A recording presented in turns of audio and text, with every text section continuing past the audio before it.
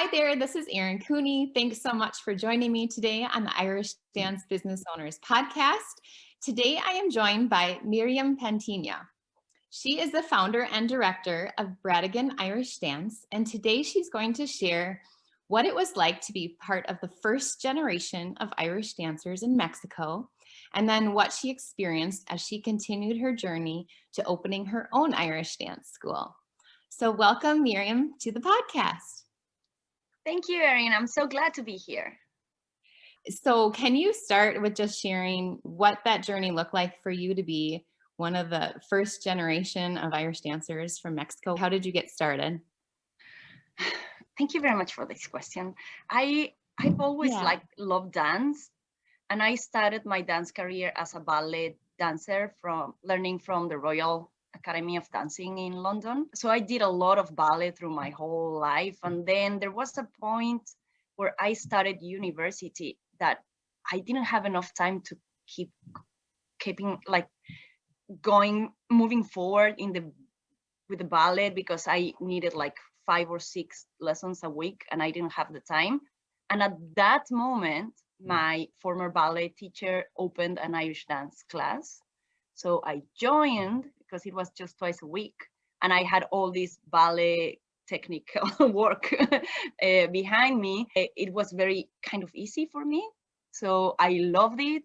I loved how energetic it was. I stopped ballet and just switched to Irish dancing. But I was 20 years old already. So there was nothing like that in Mexico at the time. We were the first school and I was part of the first generation. So I invited all my university friends, because I was always in the art, cultural part of the university. So I just asked them, like, would you like to try this Irish dance class? So my college, my university friends were the ones who joined that first group. So it was not just Irish dancing, it was like my friend's class. So it was so much fun. We were adults already, but there was nothing like that in Mexico. So we got to perform in many weird places like shopping malls and plazas, and people were like, yeah, and clapping because the music is very lively, but they had no idea what was going on. We didn't know what we were doing at the time, to be honest. So I have a question for you already. Sure. Was this, I don't know around like what year this was. So had Riverdance ever come to Mexico, or like, had you seen it yourself before she opened this class? I think I joined Irish dancing in the 2000. Okay. So Riverdance had already been out for 5 years. Okay. So actually, my ballet teacher got a DVD, a Riverdance DVD, in one of her trips to Europe, like the year before, maybe in 1999 or something. So she came back with this DVD that was brand new, and she was like, oh my God, we have to try this here. Mm-hmm. So the first classes were more like, learn this choreography and do skipping around the room and then use the arms, and then now don't use the arms, but because okay. So yes. So I think we were already doing that when Riverdance toured in Mexico for the first time. And actually, when Riverdance came back, but I think this was later on, maybe 2004 or 5, Riverdance wanted to have like one Mexican dancer in their troupe.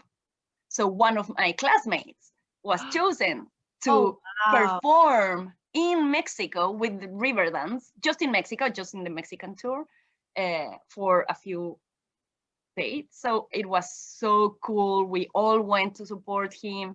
He was thrilled, obviously, and that was a huge push for Irish dancing in Mexico, for sure, because he was on TV and, you know, this Mexican Irish dancer, and at least in Mexico, people started to know what was going on.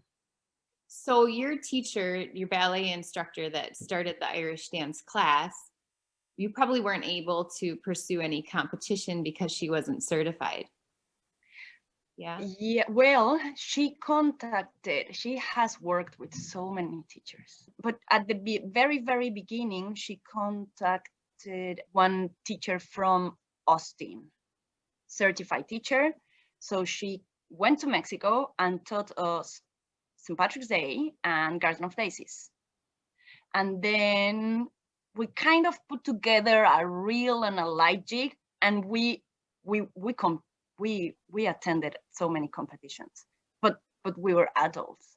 So at that time, adults were not that good, especially adults. We're talking about 22, 23-year-old that already had dance background. So we were quite good. So we would go to Houston or anywhere in Texas, and we would win all the adult competitions. And people were like, who are they and why are they good? And why are they winning? So in the US, we were quite popular. In Mexico, there was nothing. I mean, no one knew what was going on. Some people thought that, oh, yes, that Riverdance thing, but I mean, they couldn't care less. So it was quite a tough beginning to get into, I don't know, into out there, people getting interested, and especially kids. Yeah. So that's a point. So when you did compete, did you always end up kind of going to Texas to do that then? No, we went to Texas a lot, but I also remember a trip to New York. So we went to a fish there. And there was one time, I think it was, we went again to New York or something. So we were at the fish. I was wearing my black dress and black tights because I was an adult competitor. Mm-hmm. But in class, we were already doing 3 steps for fun. So once I was there, no wig, black attire, all the thing. Then my teacher at the time asked me, like, would you like to be like in the younger competition? I was like, what do you mean? It's like, yeah, 16 and over, but you are 16 and over. I was way over. I was like, okay, what do I have to do? Just put these socks on, literally. Someone is going to lend you a dress. Like, are you sure? Yeah, and by the way, you have to do your 3 steps.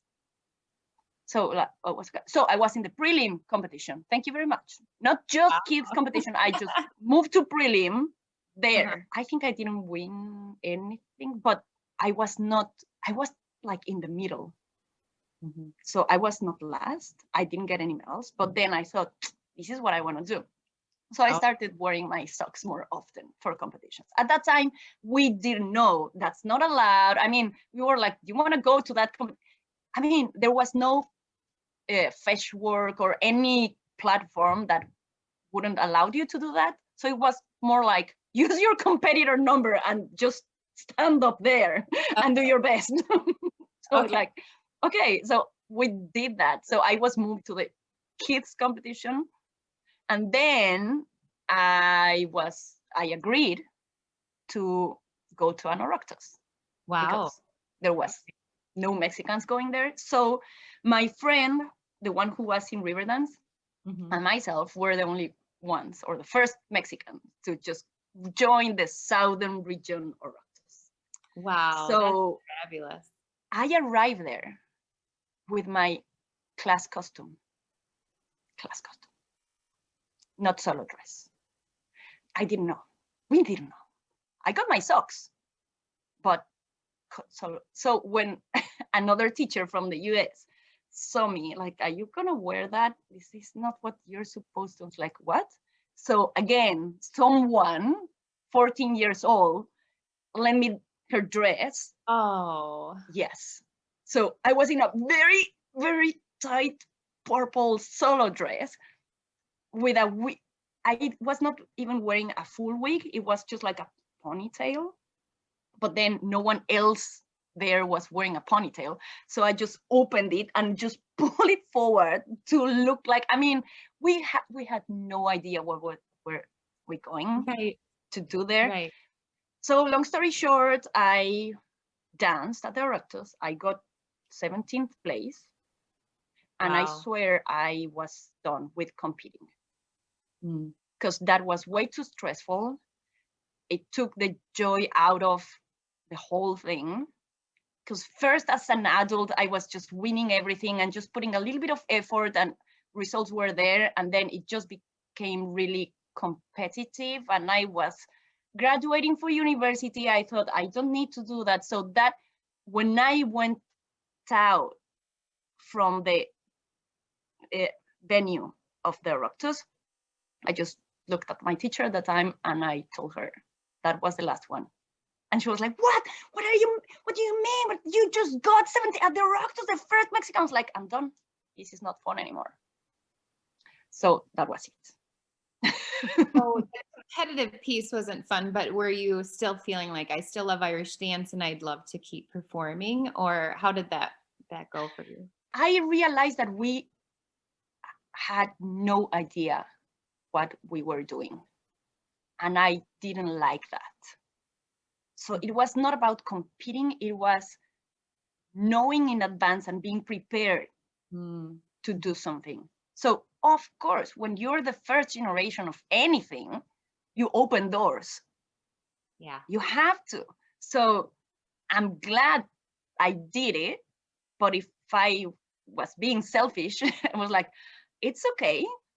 Next generations will be okay with this. I don't like it. So I'm done. Yeah. And more and way more went just after me. And they suffered a little bit. And then we learned. Yeah. Yep. Totally. Wow. So then how did you decide, or at what point did you decide you wanted to actually teach yourself?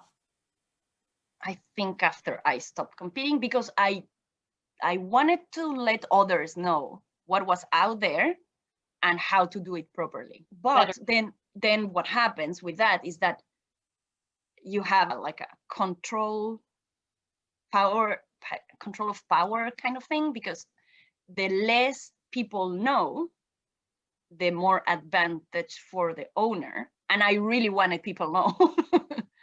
So that's when I decided to go on my own journey and open my own school where things were transparent and people could actually know what was going on. Okay. So did you start teaching or start your own school before you got any kind of certification? Yes. So I opened my own studio and then my old classmates came. Okay. So the first generation continued and we were like quite good. So I sent an email to any TCRG that I could find online. I'm talking about hundreds, but I mean, at least 100 emails. And then I received a reply from a teacher that was not certified at the moment, but was pretty cool. So we brought him to Mexico. And I worked with him a year and a half. And it was the best time ever, because he was not certified. I love him. He's crazy. He's still crazy, but he enjoys Irish dance. So he mixed it up in a way that we could understand. So we were doing traditional step, but also learning how to actually jump and fly and to move our feet quickly in sharp moves. So we all loved it. We loved it. We understood a little bit more, but then I wanted to get my certification and I needed someone to sign for my application. Okay. And I asked the previous teachers that had worked with my previous teacher, and they all said no. Okay. So I had to send more emails. And then finally a teacher from the US, from Atlanta, got back to me. Said like, I can do it. So 2 weeks after I flew him to Mexico. Was a whole experience because he was very certified and he was kind of doing us a favor being there. So it was more like you do this, but we learned. And then after that, I flew to Atlanta for a week to get trained. So I actually learned journey work and I mean the Kayleys and all that. And then I took my exam. So the first time this teacher went to Mexico was June. Then I went to Atlanta in August or July, and I took my TC in September. Wow. And I passed it. Wow. You learned a ton in a small amount of time. That was crazy. But fun because I've always liked to learn. So I love it. So I got certified, and I kept working with this teacher for 9 years. Okay. So when you had the workshops that you brought the instructors in for the workshops, was there any kind of language barrier situation with that, or like how did that work? Well, I don't know. You don't know. To be honest, people in the US think that everyone in the world speaks English. And they are kind of right. So we spoke English. Barely, I mean, but we could communicate. So if we didn't understand the jump part, the teacher would jump. So like this, but no, there was not, to be honest, there was not. There was a huge language barrier for me when I took the exam. That's what I was gonna say. Do you take a written Kaylee exam for TC? Oh yeah, and I had to teach in English. Wow. Yeah. And I share a funny story. Okay. Now I laugh about it, but actually it was very embarrassing for me at that time. So I was doing the teaching part. I was teaching, I think, 3 tunes or something. So I was in the classroom or ballroom, whatever, with the judges there. So I got the 8 students, so come here. So I had to teach from scratch. So, okay, hold your hands. You're gonna hold like this, and then you're gonna get your arms up like this shape, really strong. And then I said like I don't remember even how I said it, like Popeye or Popeye. I don't know, like in a very weird accent. And then the judges started laughing, and I was like, what's going on? And I kept going, like, the guy who eats a lot of spinach. And then one of the judges, but they were in tears, was like, oh, like, and then they pronounced it the right way, and was like, well, yes, like that guy. So all the kids were laughing. I was like, I'm so sorry. I mean, I'm trying my best. So because probably they thought that I was cute, they passed me. Yeah. They barely passed me, but I think it was because of the spinach thing. I still do that. They were like, oh my gosh, she's trying so hard. Let's just put her there. Well, and Myriam, you and I have kind of a similar journey in some sense, because I was the first American born to pass the ODCRN, and I needed to travel to Ireland to take my exams, and I had a very strange accent to the Irish people, I think, as well. And some of the words that I choose are not words that they would choose to explain things. And I had to be really careful to say, for Kaylee, I had to be careful to say, take the hand of the other person, because I kept saying, grab hands. And like, grab it, yes. Yeah, I'm like, I don't know, grab hands, but like that was not a term that was proper to describe Kaylee dancing in Ireland. So I had to be really careful a little bit about, the way I said things as well. So for someone who's kind of on this journey of like, I mean, basically it's like being the first, right? It's like being the first to do something. And like you shared, it can be super embarrassing. It's almost like you're kind of feel like on display because everyone knows, you're different in some way, or, and at the beginning, you know what? I really tried to hide that I was different. Yeah. Because you are trying, as the new one, you really try to merge, like to blend in there. But then after many years, this took me many years, I actually don't mind. Yeah. So I prefer to be called, the Mexican teacher or adjudicator than that weird person that is pretending to be something. Yeah. So what would, like, as far as advice for someone, say there's someone listening in and Irish dance just isn't popular in their area, but, maybe they have seen Riverdance or Lord of the Dance, or maybe they're just wanting to pursue that journey, but maybe they're 20 years old, even like you were when you started.